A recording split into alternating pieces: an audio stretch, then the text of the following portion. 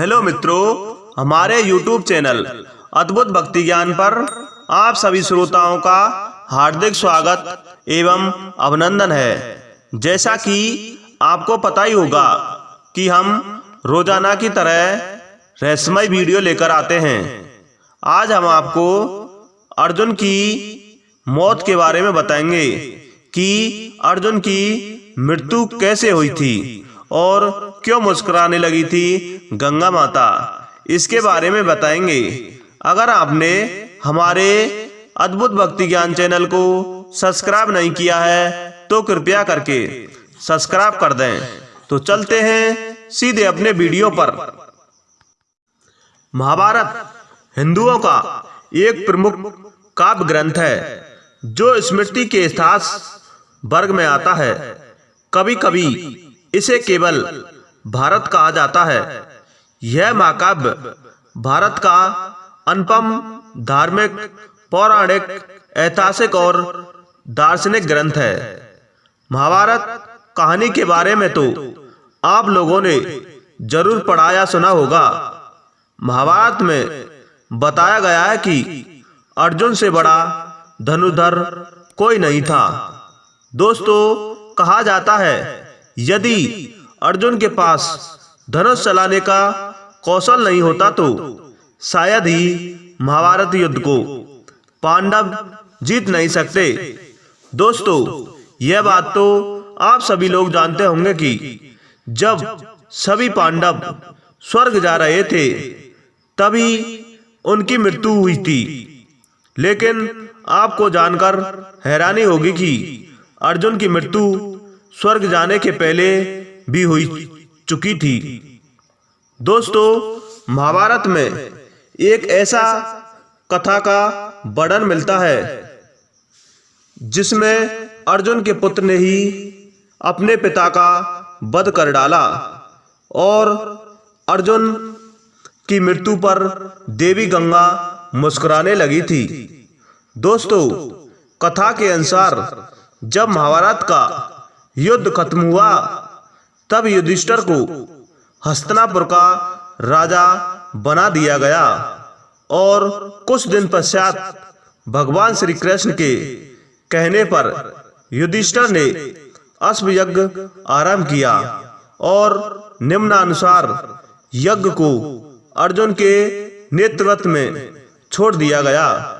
जहां जहां अश्व जाता अर्जुन अपनी सेना के साथ उसके पीछे पीछे जाते। दोस्तों, यज्ञ का अश्व कई राज्यों से गुजरता हुआ, जिसमें कई राजाओं ने तो अपने अर्जुन से युद्ध करने से मना कर दिया और जिसने भी अर्जुन से युद्ध किया वह अर्जुन से हार गया था। तो दोस्तों, इसी क्रम में यज्ञ का घोड़ा मणिपुर पहुंचता है जहां पर अर्जुन का पुत्र बब्रुवान राज करता था। जब अर्जुन के पुत्र बब्रुवान को पता चलता है कि उसके पिता उसके राज्य में आए हैं तब वह अपने पिता के स्वागत के लिए राज्य की सीमा पर पहुंचता है। लेकिन राज्य की सीमा पर अर्जुन अपने पुत्र से कहता है कि अभी मैं हस्तिनापुर का प्रतिनिधित्व कर रहा हूं, इसलिए मुझे निम्नानुसार मुझसे युद्ध करना होगा। इसके बाद अर्जुन और बब्रुवान के बीच एक भयंकर युद्ध चलता है और कुछ समय बाद बब्रुवान दिव्य अस्त्र से अपने पिता अर्जुन का सिर धड़ से अलग कर देता है। जब यह बात भगवान श्री कृष्ण और माता कुंती को पता चलता है तब दोनों मणिपुर पहुंचते हैं और यह देखकर दोनों को धक्का लगता है। तभी वहां पर भगवान श्री कृष्ण ने देखा कि देवी गंगा अर्जुन की मृत्यु से मुस्कुरा रही थी। इसके बाद देवी गंगा माता कुंती से कहती है कि आप क्यों रो रही हो? आपके पुत्र का तो उसी का बदला मिला है। जिस प्रकार मेरे पुत्र भीम इसे अपने पुत्र की तरह स्नेह करता था, फिर भी इस पापी ने मेरे पुत्र भीम का वध कर डाला।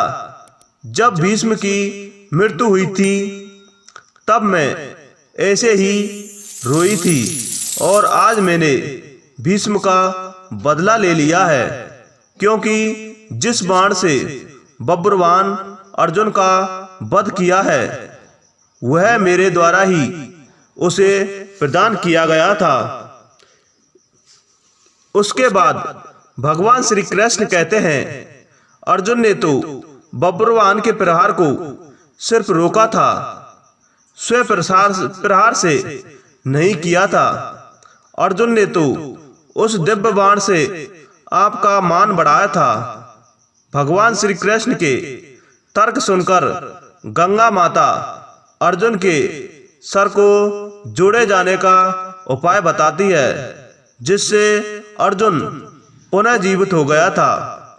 दोस्तों, हमारी यह वीडियो पसंद आई तो कृपया लाइक शेयर कमेंट करें। जय हिंद, जय भारत।